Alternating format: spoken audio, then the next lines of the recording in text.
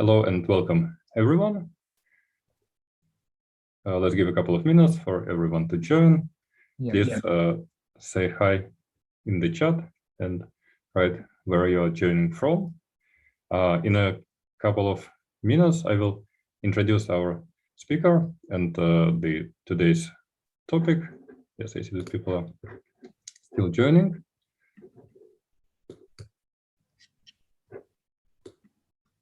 I'm calling in today from a different location, so I'm calling in today from home because of a COVID case in the office building. It's not allowed to enter the premises. So I hope my connection will be stable for the duration of today's event, which is not always the case. Yeah, I hope my connection is stable as well. So far, I can hear and see you really well. Okay, nice. Right. And welcome, everyone. I see that Matt is joining from Glasgow, and Artem is joining from Munich, and Peter is joining from Cheshire in the UK. Hello, everyone.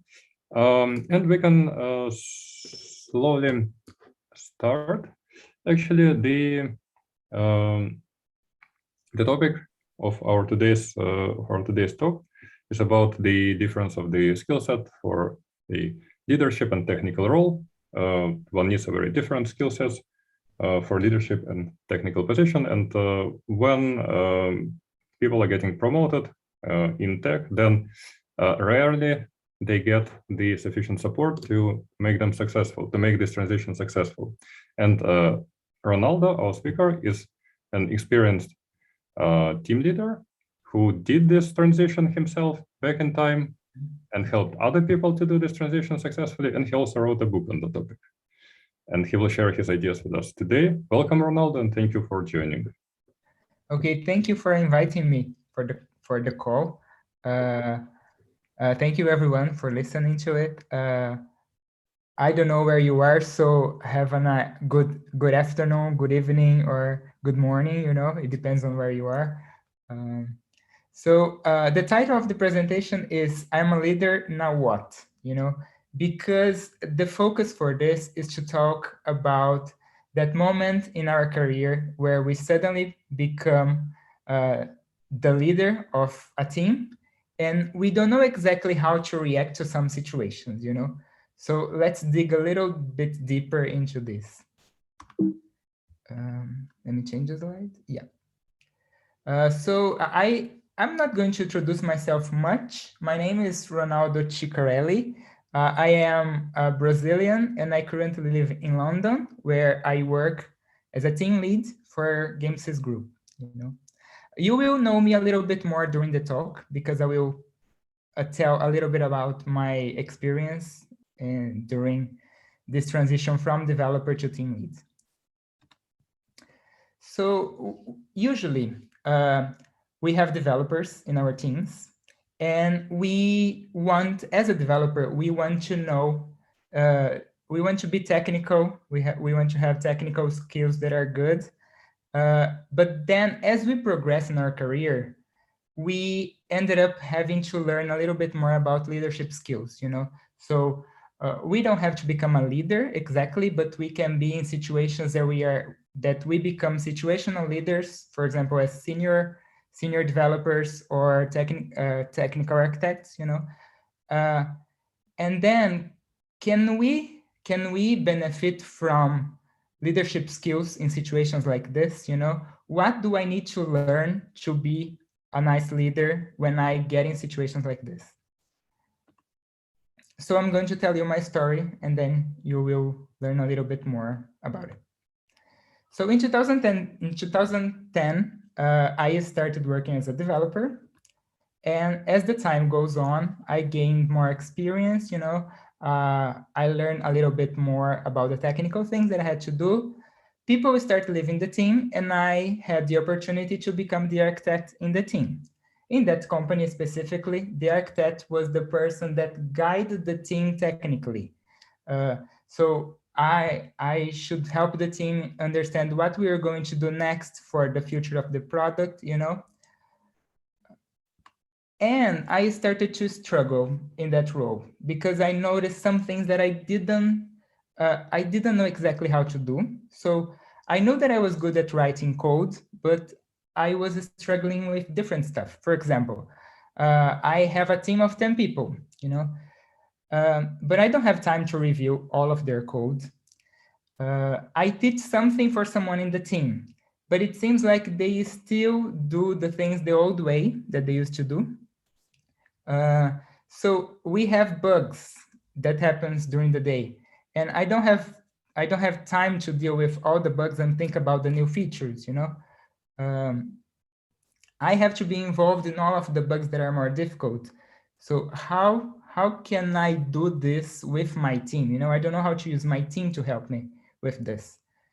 And then I decided to look for a mentor, to look for someone that would help me overcome all of these struggles that I was having. And if you notice, my technical life was very straightforward. The lines is straightforward, you know. And then it became my that line became a little bumpy, you know, because for 6 months during the time that I was doing my mentorship, I was juggled from one place to another, and many times I thought, okay, I thought I knew this, but actually I don't know how to deal with this. And this mentorship helped me, taught me some important stuff, some important topics. And these are the things that I want to share with you today, because I think these are the things we have to teach anyone that is becoming a leader in some situation. You know, the first thing is change happens in you. So pay attention to this word "you." Because if you want somebody to do something in a different way, you have to change the way that you influence that person. You know, we usually think about, uh, I want that person to change. I want that person to act differently. You know, but actually, we don't control other people's behavior. We only control our behavior. So that was a great lesson for me to learn how I can change the way that I influence that person so they can do something different, but they can do something different because I am influencing them in a different direction, you know? And I will talk about 7 items. So this is the first one. Um, it's hard to hear that the problem is in ourselves, you know, in us. But I think it's the only way. If we are trying to change behaviors, we have to focus on ourselves first, you know. And yeah, we are trying to change behaviors. So this is not something that is going to happen easy. So you will try one way and it won't work, and then you will try another way and it won't work again, you know, until you find the way that this is working. You know? But you have to remember that the change happens in you and not in the other person. Because if you expect the other person to change, you will be sitting and waiting for a long time, you know, because they don't know this. The second item that I wanted to show you that it's your fault if you don't have time. So one of the things that I complained all the time when I was in that position in the team is that I don't have time. But actually, why why don't I have time, you know? It's probably because of these two things. I have to delegate stuff and I have to prioritize stuff. And when I talk about those two things, I have to ask myself, do I trust the developers that I work with to delegate them tasks? And am I comfortable to prioritize things? So let's talk about them. When we talk about delegation, let's imagine that you have a list like this of 20 items. And then first thing you have to think is, do you need to be the person that works on all of them? Can you uh, choose some of the tasks to be done by somebody else, you know? So you have to go one by one in these tasks and think if you are really the person that has to be dealing with those tasks. And choose some of the tasks that you can give to somebody else. Because remember, you are the leader of a team of 10 people, for example. So you only have 2 hands, but if you use everybody's hands, you're going to have 20 hands, you know. So you have to think, what are the tasks that you can give to someone? You ask them for their help. You have to give them time and space to try to do that task, and you have to trust that they will do their best in that specific task, you know. And once in a while, you have to check in back with them to to try to understand how things are going. If they are stuck at some point and you have to redirect them, and if they need any help along the way. In this scenario, you are trying to build trust. You are giving yourself the chance to trust those people, and also you are giving them the chance to trust that you can trust them, you know. So I crossed here all the items that I gave to someone else to help me with, but you have to remember that you are still accountable for the task. So if something goes wrong, you are the one that is going to be uh, to have to explain why, you know. So don't forget about the task when you give the task to someone.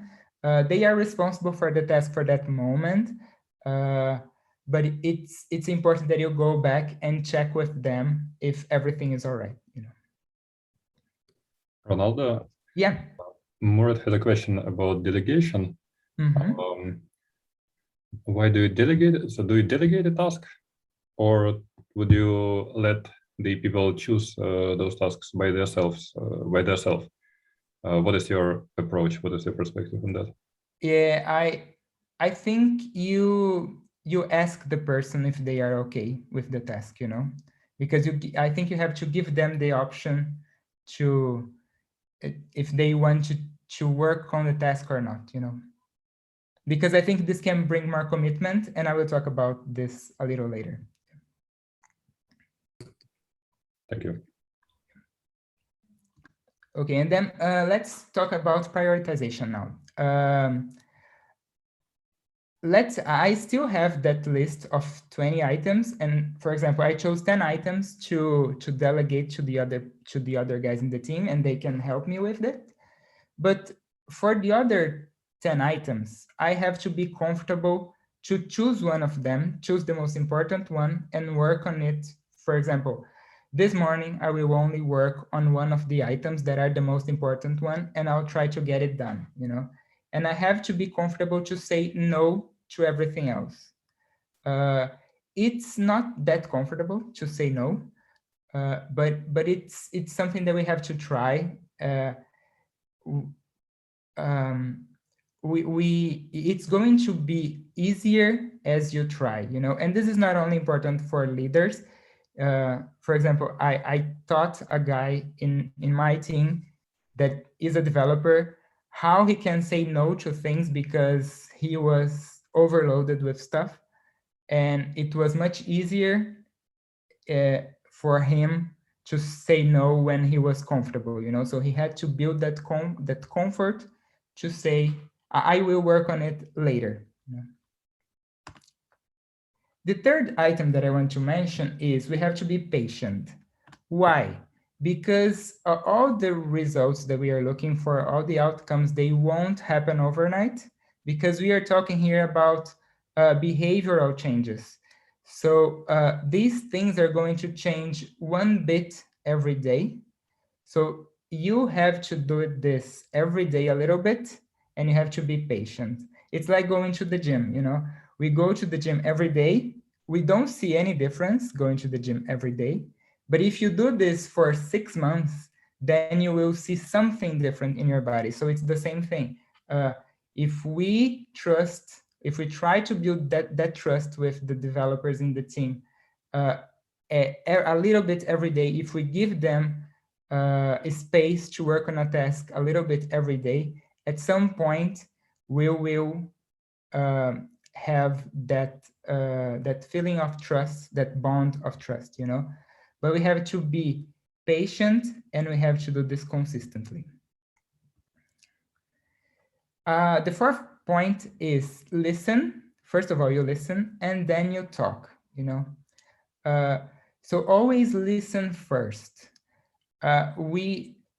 Let's imagine that you are in a situation where you are doing loads of stuff and then someone comes and wants to talk to you about a problem, you know. My advice is sit and relax and listen to that person, you know.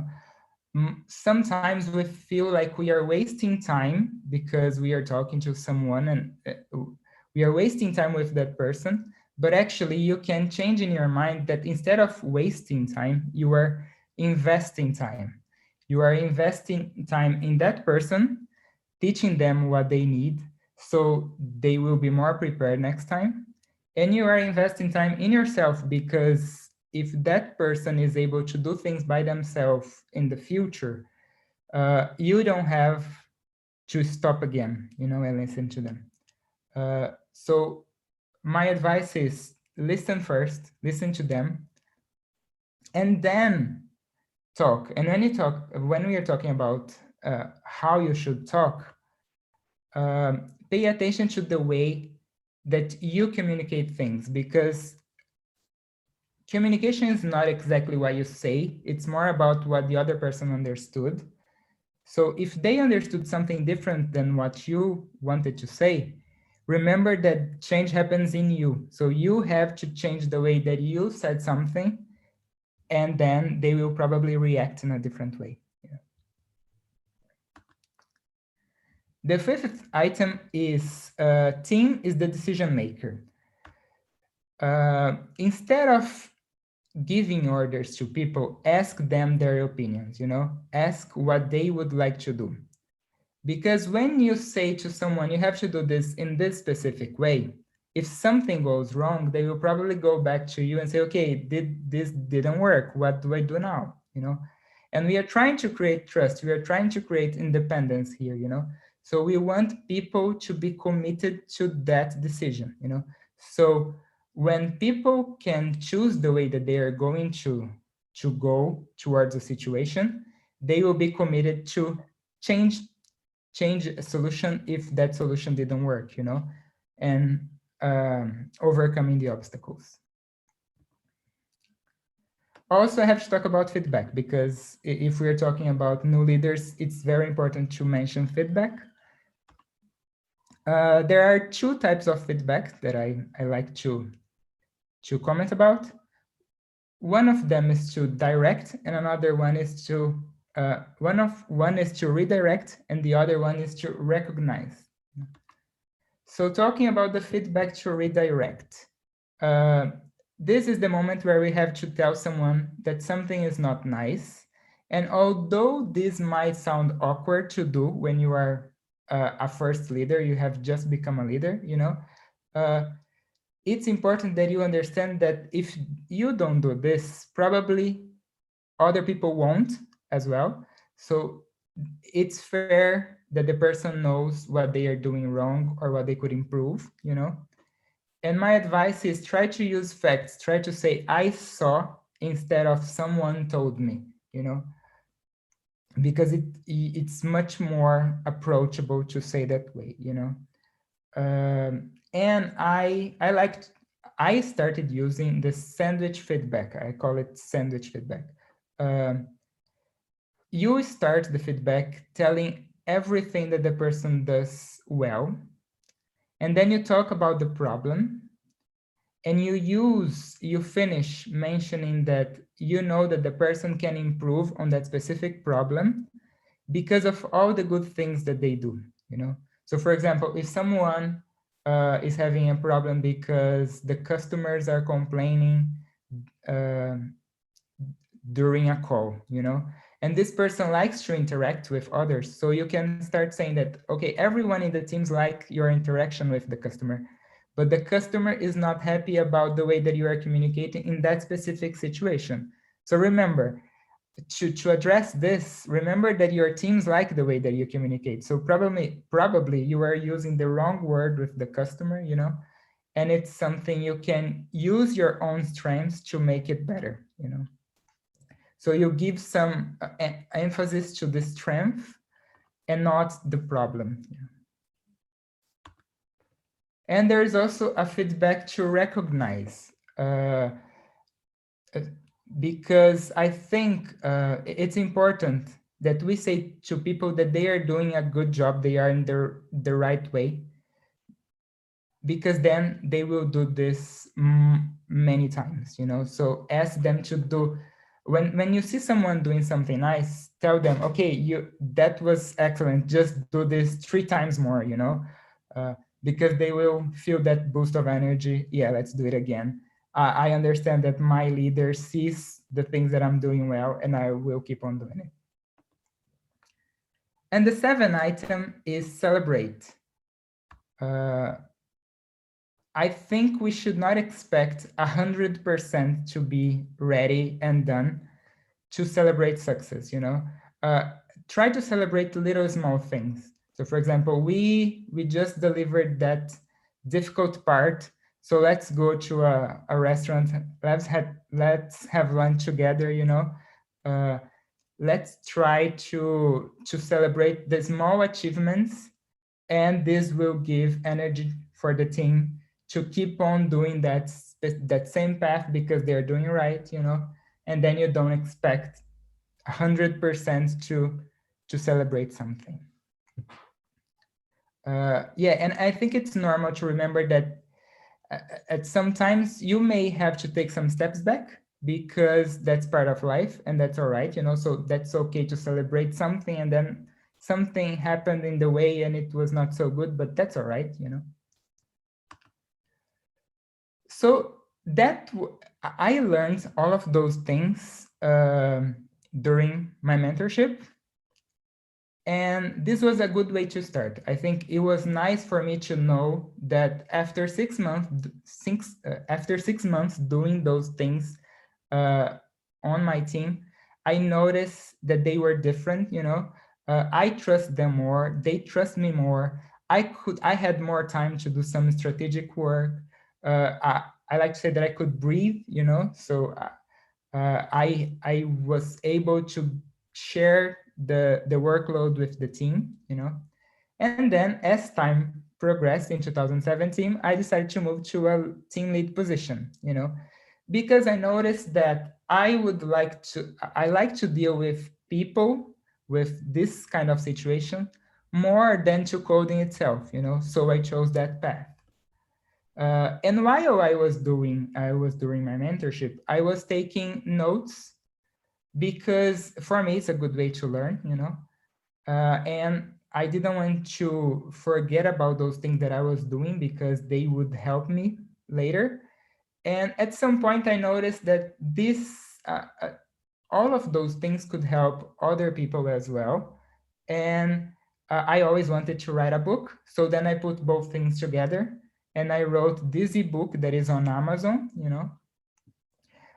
So these are how to deal the first steps when you become a leader. Um, yeah, a little later in my career, I took other courses. So what I want to say is that book that I just showed you is just the beginning of the leader career. How are the things that you need to learn when you are a developer, and then you see yourself in situations that you can improve. So those are the things that will help you. There are loads of other stuff that I don't mention in the book. So for example, self-awareness, autonomy, other techniques for feedback, you know, how to deal with change, how to solve the conflicts. There are much other stuff that are not on the book, because I see them as something that usually established leaders need to become better leaders, you know. And just a couple of reminders that I like to mention is, when we are a developer, we usually see things as 0 or 1, you know. And when we are dealing with people, there's a huge range between 0 and 1. So sometimes the things that work for one person doesn't work for the other person, you know. So that's why it's not 0 or 1. You have to try one way, and then you try another way until it works in the end. And when we are developers, we are so used to to that position that it works, it doesn't work, you know? So we have to change this in our mind. And I like to think as a leader, that leader is a servant, and to lead means to influence people, you know? So that was it. Thank you guys for your time. This is the book. There is a short version to the URL here, but I can send you guys the URL later if you want to check it out. And you can also find me on LinkedIn and add me on LinkedIn if you want. Thank you very much, Ronaldo. I really enjoyed listening to you. And I have a question. A question on team decisions. Basically, how do you approach this situation, which is quite common when the majority of the team members are junior or mid-skilled specialists, and as a team leader, you are more senior, and you have already made your mistakes. And in this case, how do you make sure that you help the team to avoid doing those costly mistakes that they would do as less experienced specialists, and at the same time, without disengaging them? Yeah. I think we have to apply a little bit of everything that I just mentioned. For example, let's imagine that you have a task and you know that it's something kind of easy for you, but it's going to be very difficult for others, but it's a nice way for them to learn. So you can start doing then the task with them, you know? So you suggest that someone is a good person to do, and you ask them, do you want to do with me? And you kind of start working together. And because little by little, you will be able to delegate that task to that person, you know? So in the beginning, you have to do together, maybe once or twice. And then as time goes on, they will be able to do it by themselves. And then I think you also have to ask yourself if you don't want them to make mistakes ever, you know? Because sometimes it's good for them to be in situations that they will make mistakes that are something that is not going to impact the company as a whole, you know? But for them to learn sometimes to make the mistake is easier than for you to correct all the time, because they will learn more from the mistakes than from your correction, you know? So I think it depends. Yeah, I usually say that it depends. There is no right or wrong. You have to try one way, and if it doesn't work, you have to try another way. Thank you. And Ross has even a more challenging question, about even more challenging situation. So how would you advise leading a team when you are not the most skilled? For example, when he will be likely hiring people who are better developers than himself, and how would you navigate that? Yeah, I think if you're not the most skilled person, you can probably find someone in the company that is going to help that team, you know? So probably there is someone in the company that is more senior and can pair with your developer, for example, you know, and they can work on this together for some time. You can also ask for the ideas from the teams that you have right now, but probably it's a nice way to have someone to validate them, just to make sure that they are on the right path, or they need some kind of redirection, you know? And then you kind of find a mentor to them, but it's not a mentor because it's not on a mentorship, but it's someone that will work closely to them. So it is a good idea to team up with a suitable person. Yeah, but that's what I would do. Yeah. All right. Thank you. And Murat is asking about the effective way to influence the team members, because people tend to follow their old way of working. And Murat is asking about your thoughts on how to influence the team members more efficiently. Again, I think it will depend on the situation. So let's think, for example, let's imagine that they you are discussing a solution with them and they decide they want to go one way. And then one way for you to influence them, if you have some knowledge on it, you can ask, what did you think about this specific scenario, and start to trigger some situations on their minds about how they would behave in some specific situation, because you uh, you are going to help them change their opinion as they go along the way, So this is one of the ways to try to influence. You can probably also use somebody else. For example, if you have someone in the team that is more experienced, you can ask them to check. Let's check the solution that we created with some other solution that already existed that was created by somebody else, and let's see if we can learn something from it, So I don't think there is a specific way, but what I try to do is show other options. Let's broaden the options that they have in their minds, and I try to ask questions to guide them to the direction that I think is the best one. And sometimes I will learn that this is not the best one. Maybe what they were suggesting was the best solution, because we thought about the specific situations. Ronaldo, and what would be your approach to introducing changes, introducing changes that stick, introducing changes that stay in the team? Maybe you could share a couple of practical tips. Yeah, okay. I think you have to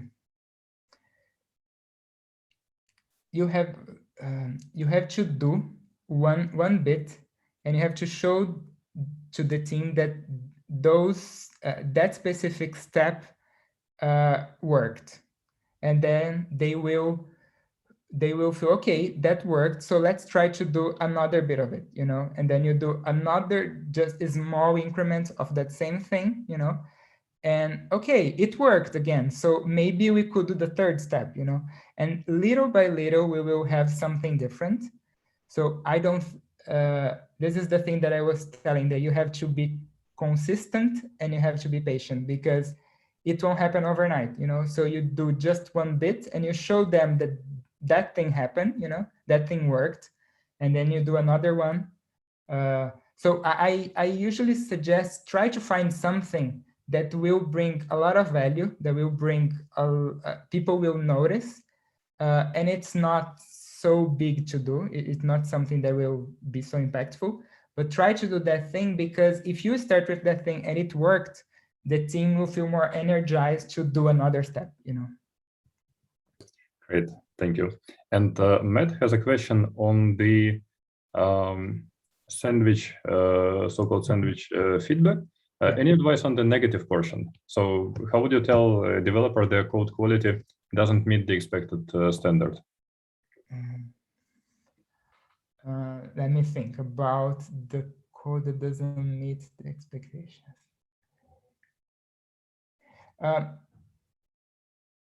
I think you could use, for example, books that we know about, for example, clean code, show them situations where where you have a code that is well written and a code that is poorly written, and ask him, let's imagine that you have to work on this code. So what code would you prefer to be working on, and try to show him what are the downsides of one and the good sides of the other code, and I think you have to show them that this is not something that they are doing for themselves, they are doing for everybody else in the team. So other people have to be comfortable working on that code. So if somebody is telling that that code is not good enough, so probably there is something there that person is missing. So you have to show them little by little that that code specifically is not so good. But maybe it's not something that will happen in one-to-one, maybe it's something you have to do more frequently.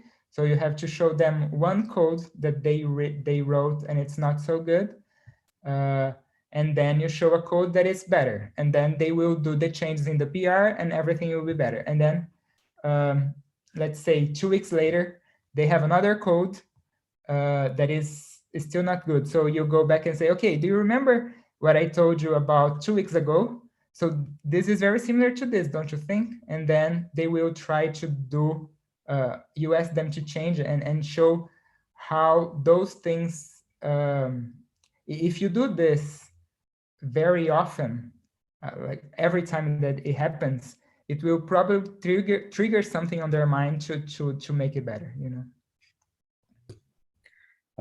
Thank you, Ronaldo, for your answers.